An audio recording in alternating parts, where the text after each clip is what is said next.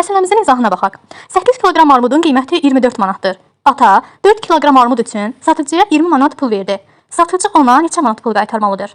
8 kiloqram armudun qiyməti 24 manatdırsa, biz ilk öncə 1 kiloqram armudun qiyməti nə qədərdir onu tapmalıyıq. 8 kiloqram armudun qiyməti 24 manatdırsa, 1 kiloqram armudun qiyməti 24 bölünsün 8 bərabər 3 manat. Deməli, 1 kiloqram armudumuzun qiyməti oldu 3 manat. Qeyd edək, 3 manat.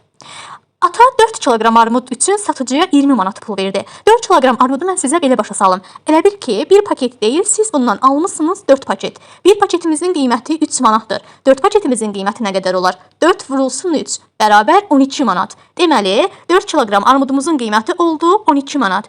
Və ata satıcıya 20 manat pul verdi. Ata 12 manatlıq bir məhsul aldı və satıcıya 20 manat pul verdi. Satıcı ona nə qədər pul qaytarmalıdır?